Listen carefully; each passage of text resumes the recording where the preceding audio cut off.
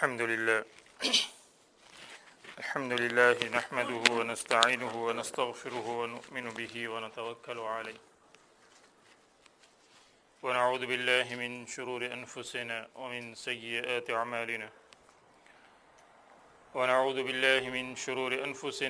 سيئات أعمالنا من يهده الله فلا مضل له ومن يضلله فلا هادي له ونشهد أن لا إله إلا الله وحده لا شريك له ونشهد أن سيدنا ومولانا محمدا عبده ورسوله صلى الله عليه وسلم تسليما كثيرا أما بعد أعوذ بالله من الشيطان الرجيم بسم الله الرحمن الرحيم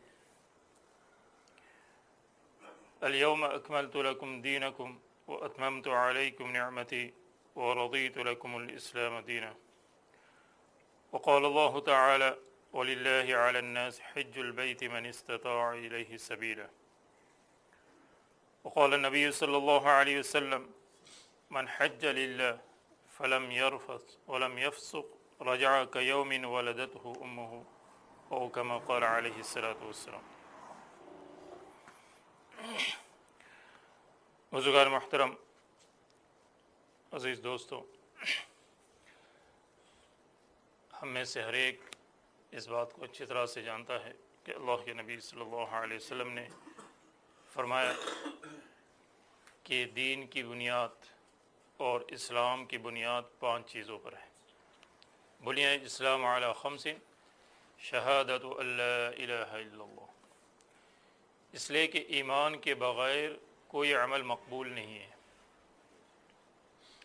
دنیا میں بہت سے قومیں ہیں، بہت سے لوگ ایسے ہیں جو بہت سے رفائی کام کر رہے ہیں، خدمت خلق کر رہے ہیں، ہاسپٹل بنا رہے ہیں، سڑکیں بنا رہے ہیں اور پتہ نہیں کیا کیا کر رہے ہیں، خدمت خلق کر رہے ہیں. اگر ایمان نہیں ہے تو اس کا ریٹرن دنیا میں مل جائے گا، اور ایمان کے ساتھ کر رہے ہیں تو دنیا میں ہے ہی، آخرت کے اندر اس کا بدلہ ہوگا. تو یہ تو بنیادی چیز ہے، اور ایمان کی جتنے شعبے ہیں اس کو سمجھنا بھی ہے اور سیکھنے کی بھی ضرورت ہے. اس لیے کہ احادیث مبارکہ کے اندر اللہ کے نبی صلی اللہ علیہ وسلم نے فرمایا الایمان بضع و سبعون شعبہ. ایمان کی 70 سے زیادہ شاخیں اور برانچیں. اور قرآن کریم کے اندر اللہ رب العزت نے کلمہ طیبہ کو شجر طیبہ سے جو ہے وہ تشبیہ دی ہے. مثل کلمۃ طیبۃ کشجرۃ طیبۃ اصلها ثابت وفرعها فی السماء. تو ایمان ایک درخت ہے، اس کی شاخیں ہے، اس کی ٹریز ہے اور برانچز ہیں، اور مور دین 70 سے زیادہ. تو اب ایک جگہ پر تو 3 کا ذکر کر دیا ہے کہ اس میں سب سے اعلیٰ لا الہ الا اللہ کا پڑھنا ہے، یعنی پورا کلمہ. بعض مرتبہ لوگ کہتے ہیں کہ دیکھو یہ لوگ تو محمد رسول اللہ نہیں کہتے، حالانکہ یہ کوئی بھی نہیں سمجھ سکتا. وہ تو مختصر کے جیسے کہتے ہیں کہ بسم اللہ پڑھو، تو بسم اللہ پڑھنے کا مطلب کیا ہے؟ پوری بسم اللہ. اس سے کلمے کا یہ مطلب نہیں کہ آگے ہم بولتے نہیں، لیکن لوگ ہمارے جو ہے نا بات کو جو ہے نا وہ بدزنی کے اندر ڈالتے. تو کلمہ شہادت یہ سب سے اعلیٰ ہے. اگر خدا نہ کرے کسی بندے نے کوئی نیک عمل نہیں کیا اور صرف کلمہ پڑھ لیا ہے تو ایک وقت ضرور وہ جنت میں داخل ہوگا. اور یہ مثال کے طور پہ، ایگزام کے طور پر، اللہ نے کسی کو توفیق دی، جیسے موجودہ دور کے اندر آپ دیکھ رہے ہیں کہ لوگ اسلام میں داخل ہو رہے ہیں. اب 70 سال کا آدمی ہے، 70 سال کا ہے اور 50 سال کا بندہ ہے. پہلے وہ کفر اور شرک کے اندر تھا، اب اس نے کلمہ پڑھ لیا اور اس نے کوئی نیک عمل نہیں کیا اور اس کا خاتمہ ہو گیا تو سیدھا جنت میں چلا جائے گا. اسی لیے تو فرمایا کہ ایک پلڑے میں ترازو کے 7 زمین 7 آسمان ہوں اور ایک طرف کلمہ طیبہ لا الہ الا اللہ، تو یہ پلڑا جھک جائے. اس لیے فرمایا مسلمان کو حقیر نہ سمجھو، اس کی تحقیر ہمارے دل میں نہ آ جائے، چاہے کوئی کتنے ہی گناہ کے اندر مبتلا ہو جائے، اس کی حقارت نہیں آنا چاہیے. ٹھیک ہے گناہ سے نفرت ہو، گنہگار سے نفرت نہ ہو، یہ چیز. تو سب سے پہلی بنیادی چیز اور پھر فرمایا ایمان کا کم سے کم لوس درجہ کیا ہے؟ اماطۃ الاذی عن الطریق، راستے میں تکلیف دہ چیز اگر ہو، کیلے کا چھلٹا ہے، اگر کسی کا پیر اس پر لگا جائے تو پھسل سکتا ہے، تو آپ نے اس کو ہٹا دیا، کوئی اور چیز ہٹا دے دی، تو یہ ایمان کے شعبوں میں سے یہ بالکل ادنا درجہ ہے۔ مسلم شریف کے اندر ایک واقعہ ہے کہ ایک بندہ تھا، اس کی کوئی بہت زیادہ نیکیاں نہیں تھی، لیکن ایک مرتبہ اس نے راستے میں سے ایک درخت کو ہٹا دیا جس سے لوگوں کو تکلیف ہو رہی تھی، تو فرمایا اللہ تعالیٰ نے اسی عمل کو اس کے لیے مغفرت کا سبب بنا دیا، یہی ایک عمل اس کے لیے کافی ہوا۔ تو اس کو بھی معمولی نہیں سمجھے، راستے سے تکلیف دہ چیز کا ہٹا دینا یہ بھی ایمان کا شعبہ ہے، اور دوسرے شعبے ہیں، لیکن اس میں سے ایک اور شعبے کا ذکر کیا، فرمایا والحیاء شعبۃ من الایمان، موڈسٹی، شیم، ہاں یہ ایمان کا بہت بڑا شعبہ ہے۔ میرے دوستو، اسلامی معاشرے کے اندر، رہن سہن کے اندر دو بنیادی چیزیں، ایک ہمارا معاشرہ، اسلامی معاشرہ پاکیزگی کو چاہتا ہے، اور اس پاکیزگی میں یہ حیا کی چیز بھی داخل ہے، اور دوسری چیز سادگی، البذاذۃ من الایمان، سادگی، simple life the sign of the ایمان، ایمان کے جو ہے وہ علامتوں میں سے ہے۔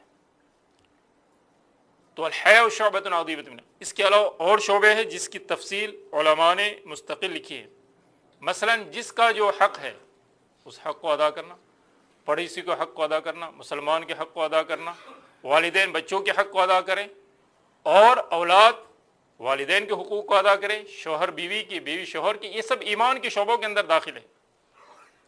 یہ تمام ڈیٹیل ہیں جو اس کے ان شعبوں کی معلومات بھی ضروری ہے اور اس کے مطابق اس پر عمل بھی ضروری ہے۔ اور ایک شعبہ ایمان کا کیا ہے؟ فرمایا جو چیز اپنے لیے پسند کرو وہ اپنے بھائی کے لیے پسند کرو۔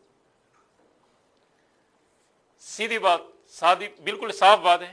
بعض مرتبہ کیا کہتے ہیں کہ چلو یہ اپنے کام کی نہیں ہے، مری مرغی اللہ کے نام پہ، نہیں زندہ مرغی اللہ کے نام پر دے دو، ٹھیک ہے وہ تو آپ دے دیں گے تو الگ چیز اپنی جگہ پر، مطلب ہے کہ جو چیز اپنے لیے پسند کرتے ہو اچھی چیز، وہ اپنے بھائی کے لیے بھی پسند کرو، یہ بھی ایمان کا شعبہ ہے۔ تو بہرحال تو اسلام کی جو بنیاد 5 چیزیں ہیں، اس میں کلمہ طیبہ، دوسرے اقامت الصلاۃ، نماز کو قائم کرنا، اس کی تفصیل الحمدللہ آپ حضرات کو پتہ ہے۔ نماز کو قائم کرنا، خود پڑھنا، پابندی سے پڑھنا، دوسروں کو اس کی دعوت دینا، اس کا اہتمام کرنا، یہ سب اقامت کے اندر داخل ہے۔ اور ایتاء الزکوٰۃ، زکوٰۃ کا ادا کرنا۔ تو نماز اور روزہ یہ بدنی عبادتیں ہیں، زکوٰۃ مالی عبادت ہے، اور 5ویں جو چیز ہے وہ حج، اس میں مال اور بدن دونوں کا دخل ہے، اس میں دونوں چیزیں کرنا، والحج، اور حج کا کرنا۔ وَلِلَّهِ عَلَى النَّاسِ حِجُّ الْبَيْتِ مَنِ اسْتَطَاعَ إِلَيْهِ سَبِيلًا، اور لوگوں کے ذمے اللہ کے گھر کا حج کرنا یہ واجب اور فرض ہے جو اس کی استطاعت اور طاقت رکھتا ہو، یعنی جس کے پاس اتنا مال ہو کہ وہ وہاں جا سکتا ہے اور واپس آ سکتا ہے، اور اس کے باوجود اس کے پاس مال موجود ہے، تو اس کے اوپر حج کمپلسری اور لازم ہو جائے گا۔ اگر وہ تاخیر کر رہا ہے، ڈیلے کر رہا ہے، تو وہ اس کے لیے یہ چیز اچھی نہیں ہے۔ اور پھر فرمایا وَلِلَّهِ، حج اللہ کے لیے کرے، اس میں نام و ریا، شہرت، کسی چیز کا دخل نہ ہو، چونکہ عموماً یہ زندگی کا ایک سفر ہوتا ہے جو فرض ہے، بعد میں آپ جتنے کریں اللہ آپ کو توفیق دے، اس سے منع بھی نہیں، وہ نفل ہے۔ ہاں اگر کسی کی طرف سے کیا جائے گا وہ حج بدل کہلاتا ہے، لیکن زندگی میں ایک مرتبہ فرض ہے۔ اس لیے علماء فرماتے ہیں کہ یہ بہت ہی ضروری ہے کہ جو پہلی مرتبہ حج کے لیے جا رہا ہو یہ جو بار بار بھی جا رہا ہو اسے بھی چاہیے، لیکن پہلی مرتبہ جو جا رہا ہو جس کا حج فرض ہے اسے فضائل بھی معلوم کرنا ہے اور مسائل بھی معلوم کرنا ہے۔ فضائل معلوم نہیں ہوگے تو بیت اللہ کی حج اور عمرہ کی عظمت اس کے دل کے اندر نہیں ہوگی۔ اور بعض مرتبہ آدمی معمولی بہانے سے نمازوں کو چھوڑتا ہے، جیسے حج فرض ہے، نماز بھی تو فرض ہے، آپ نے فرض کو ادا کرنے کے لیے فرض کو چھوڑا تو کون سا کمال کر دی؟ یہ تو بہت نقصان کی بات ہوگی۔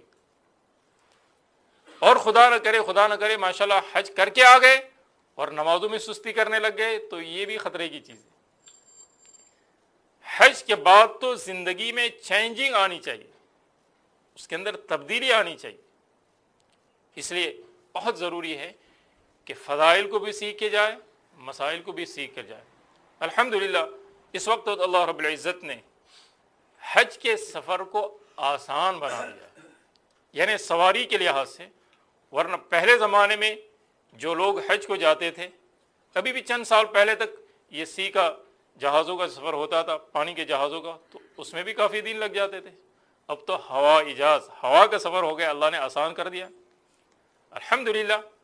لیکن یہ کہ باقی جتنی چیزیں ہیں اس کے اندر تو جو ہے ضروری ہے کہ آدمی کیا کرے، ہاں وہ اس کی رعایت کرے، بیت اللہ کی عظمت دلوں کے اندر ہو، وہاں کی ہر چیز کی عظمت ہمارے دلوں کے اندر ہو، اور وہاں کا وقت جو ہے وہ ضائع نہ ہونے پائے، اور ہر نماز حرم کے اندر باجماعت پڑھنے کی کوشش کرے، چونکہ ایک نماز کا ثواب 1,00,000 کے برابر ہے۔ اور بار بار یہ بات آپ سنتے رہتے ہیں، جب کسی چیز کا ثواب زیادہ ہوتا ہے، اگر خدا نہ کرے کوئی غلطی کرے، وہ بھی اسی حساب میں اندر ہوگی۔ ہاں، اسی لیے حج کے جانے سے پہلے عقائد، عبادات، معاملات، معاشرت اور اخلاق، یہ 5 چیزیں سیکھ کر جائے۔ اور خاص طور سے وہاں پر جو چیز برتنے کی اور پیش آنے کی جو چیز ہوتی ہے وہ آدمی کے اخلاق ہوتے ہیں، چونکہ ہر دنیا کے ہر اس حصے کا آدمی آتا ہے، کہ کوئی مزاج کا نرم ہوتا ہے، کوئی مزاج کا گرم ہوتا ہے، کوئی کیا ہوتا ہے۔ اب یہ برداشت کا مادہ اس کے اندر ہونا چاہیے، صبر اور تحمل کا مادہ ہونا چاہیے۔ اگر صبر اور تحمل نہیں ہوگا تو پھر وہاں پر بھی جو ہے وہی بے ادبی ہو جائے گی، تو پھر اس کے لیے خطرے کی چیز ہو جائے گی۔ اس لیے حضرت شاہ عبدالعزیز صاحب محدث دہلوی رحمۃ اللہ علیہ، جن کی تفسیر عزیز مشہور ہے، اس کے مقدمے میں ایک مقولہ لکھا ہے، وہ یہ ہے کہ جو شخص آداب کے اندر کوتاہی کرتا ہے تو وہ آہستہ آہستہ سنتوں کے اندر کوتاہی اور غفلت کرنا شروع کر دیتا ہے، اور جو آدمی سنتوں کے اندر کوتاہی کرتا ہے تو رفتہ رفتہ واجبات کے اندر کوتاہی کرنا شروع کرتا ہے، اور جو آدمی کہتا ہے کہ واجب ہی تو ہے، تو پھر ایسا ہوتا ہے کہ ایک موقع آتا ہے کہ پھر وہ فرائض سے بھی محروم ہو جاتا ہے، اور بسا اوقات وہ کفر کی باؤنڈری کو چھونے والا بن جاتا ہے۔ اسی وجہ سے حدیث ہے، من ترک الصلاۃ متعمدا فقد کفر، جس نے جان بوجھ کر نماز چھوڑ دیا وہ کفر کی باؤنڈری پر پہنچ گیا۔ یہ احادیث جسے حج کے بارے میں، ومن کفر، جس نے حج کا انکار کر دیا کہ مجھے نہیں جانا ہے، فإن اللہ غنی، اللہ کو کیا ضرورت ہے، اللہ تو بے نیاز ہے، اللہ کو تمہارے حج کی کوئی ضرورت نہیں، تمہارے مال کی بھی کوئی ضرورت نہیں۔ ومن کفر فإن اللہ غنی عن العالمین، اللہ تعالیٰ بے نیاز ہے تمہارے۔ تو یہ آیت بھی بتا رہی ہے کہ یہ آدمی فرید حج کو بھی اگر ترک کرے گا، یہ باؤنڈری کافر تو نہیں ہوگا لیکن کفر کے قریب باؤنڈری تک پہنچ جائے گا۔ جیسے اور احادیث میں ذکر کیا گیا کہ جو شخص حج نہ کرے باوجود وسعت کے، اب چاہے وہ یہودی ہو کر مرے چاہے نصرانی ہو کر مجھے، ہمیں کوئی پرواہ نہیں۔ تو یہ چیز اگرچہ علماء اس کی تعویل کرتے ہیں، لیکن بہت ڈرنے کی بات ہے میرے دوست۔ تو حج میں دونوں باتیں جمع ہیں، کون سی؟ حج مالی عبادت اور بدنی عبادت دونوں پر مشتمل ہے۔ بہرحال اس وقت جو آیت شریفہ جو میں نے تلاوت کی ہے، وہ چونکہ اس کا تعلق ایک اعتبار سے حج سے ہے تو اس کے متعلق کچھ باتیں عرض کر دوں۔ اللہ رب العزت کا ارشاد جو قرآن کریم کی آخری آیت ہے ایک قول کے اعتبار سے، الیوم اکملت لکم، آج میں نے تمہارے دین کو مکمل کر دیا، الیوم اکملت لکم دینکم۔ یہ آیت کب نازل ہوئی؟ عرفہ کے دن میدان عرفات کے اندر نازل ہوئی، اور آپ صلی اللہ علیہ وسلم حج فرما رہے تھے، اس وقت یہ آیت شریفہ نازل ہوئی۔ تو گویا حج ایک ایسا فریضہ ہے جس میں دین کے کمپلیٹ ہونے کی خوشخبری ہمیں بتائی گئی، اس سے اندازہ لگا سکتے ہیں یہ فریضہ کتنا اہم ہے۔ الیوم اکملت لکم دینکم، آج میں نے تمہارے لیے تمہارے دین کو مکمل اور کمپلیٹ کر دیا۔ اور جب کوئی چیز مکمل ہو جاتی ہے اب اس میں نہ کمی ہوگی اور نہ اس میں زیادتی۔ ہاں، اصول اور فروع یہ اپنی جگہ پر ہے، جس کا تعلق علماء اور محققین سے اس کا تعلق ہے کہ وہ قرآن اور حدیث سے مسائل کو استنباط کر سکتے ہیں، عام آدمی کو اس کا حق نہیں ہے۔ یہ خود قرآن کریم کی آیت سے پتہ چلتا ہے کہ لَعَلِمَهُ الَّذِينَ يَسْتَنبِطُونَهُ مِنْهُمْ، پانچویں سپارے میں اس کا ذکر ہے کہ اگر کوئی بات تمہیں پیش آ رہی ہے تو تم اہل علم کے پاس جاؤ، وہ قرآن حدیث سے تمہیں بات بتائے گی۔ 17ویں سپارے کے اندر پہلے پیج کے اندر یہ آیت شریفہ ہے، فَاسْأَلُوا أَهْلَ الذِّكْرِ إِن كُنتُمْ لَا تَعْلَمُونَ، اہل علم سے پوچھو اگر تم نہیں جانتے ہو۔ تو حج کے مسائل کو بھی پوچھنا ہے خاص طور سے، اس لیے میں اکثر کہا کرتا ہوں کہ جو حضرات حج اور عمرہ کے لیے چلے جاتے ہیں تو بعض مرتبہ جو چیز حالت احرام میں کرنا مکروہ ہے، حرام ہے، احرام کے معنی یہ حرام، جسے تکبیر تحریمہ ہم کیا کہتے ہیں؟ پہلی تکبیر کو تکبیر تحریمہ کیوں کہتے ہیں؟ اب بولنا کھانا پینا سب حرام۔ جب آپ نے احرام باندھ لیا تو اب بہت سی چیزیں آپ کے لیے وہ حرام ہے، ممنوع ہے۔ اب بعض مرتبہ لوگوں کو پتہ ہی نہیں ہوتا ہے، سمجھ رہے ہیں؟ بعض مرتبہ بالکل ہی عجیب بات ہو جاتی۔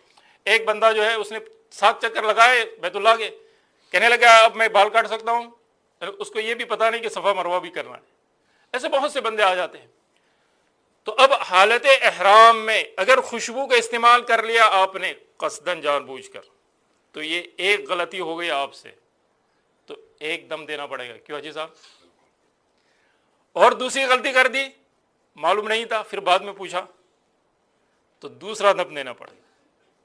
پھر تیسری غلطی کی تو تیسرا دم دینا پڑے گا۔ اگر آپ پہلے سے مسائل کو معلوم کرتے تو یہ آپ کا دم نکلتا نہیں۔ تو اس لیے آپ دم یعنی قربانی دینا پڑتا، دم کا مطلب ہے کہ قربانی بکری کی آپ کو دینا پڑے۔ اور ایک ایسا بھی جو ہے، ایک ایسی بھی غلطی حالت احرام میں اگر کریں گے تو اونٹ کی قربانی دینا پڑے۔ تو مسائل کا معلوم کرنا یہ بھی ضروری ہے، اور فرائض کا معلوم کرنا، مسائل کا معلوم کرنا، اور جو ہے فضائل، یہ دونوں چیزیں ضروری ہیں۔ تو بہرحال جب یہ آیت شریفہ نازل ہوئی جس میں دین کے کمپلیٹ ہونے کی خوشخبری سنائی ہوئی، تو بعض یہود کے لوگوں نے تانا دیا اور کہنے لگے کہ اگر یہ آیت ہماری کتاب تورات میں نازل ہوتی تو ہم اس کو عید کا دین بنا دیتے، سیلیبریشن۔ تو حضرت عمر رضی اللہ عنہ فرمایا ہمیں اس کے لیے اہتمام کی ضرورت نہیں، اللہ نے اس آیت کو اس دن نازل فرمایا جب جمعہ کا دن تھا، اور جمعہ یہ ہفتے کے اعتبار سے مومنوں کے لیے عید ہے، اور عرفہ کا دن تھا جو حاجیوں کے لیے عید ہے، اس لیے کہ حاجی کے لیے 10ویں دن عید نہیں ہوتی، حاجی کے اصل عید تو عرفہ ہے۔ ہاں، حاجی اتنا مست ہے اس کو پتہ بھی نہیں چلتا کہ عید کرنا ہے، وہ تو اس کے لیے اوپر ہے ہی نہیں۔ تو ہمارے یہاں 2 عیدیں جمع ہو گئی تھی، ہمیں مستقل اس کے سیلیبریٹ کرنے کی ضرورت نہیں۔ اور ویسے بھی ہمارے دین اسلام میں 2 عیدیں ہیں، ایک عید الفطر اور عید الاضحیٰ، تیسری کوئی عید نہیں ہے۔ اگر جو ہمارے بھائی اس کو جو بھی نام رکھ رہے ہو، اگر کوئی اس کو ثبوت دعوے کے ساتھ ثابت کر دے تو جو ہے یہ قرآن حدیث کے خلاف ہے۔ تو 2 ہی عیدیں ہیں، اور اللہ کے نبی صلی اللہ علیہ وسلم نے صراحتاً اس بات کو کہہ دیا، سمجھ۔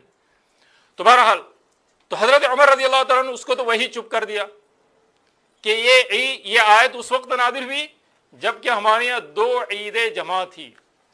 اور دیکھیں جب کسی چیز کو اللہ تعالیٰ باقی رکھنا چاہتا ہے، دین کے شعار کو، اسلام کے شعار کو، تو اس کے لیے کوئی مستقل اہتمام کی ضرورت نہیں، اللہ تعالیٰ اس کو باقی رکھنا چاہتا ہے تو وہ باقی رہتے ہیں۔ وَمَن يُعَظِّمْ شَعَائِرَ اللَّهِ فَإِنَّهَا مِن تَقْوَى الْقُلُوبِ۔ اب یہ صفا مروہ کیا ہے؟ اللہ کے شعائر میں سے۔ بیت اللہ کیا ہے؟ شعائر میں سے۔ وَمَن يُعَظِّمْ شَعَائِرَ اللَّهِ فَإِنَّهَا مِن تَقْوَى الْقُلُوبِ۔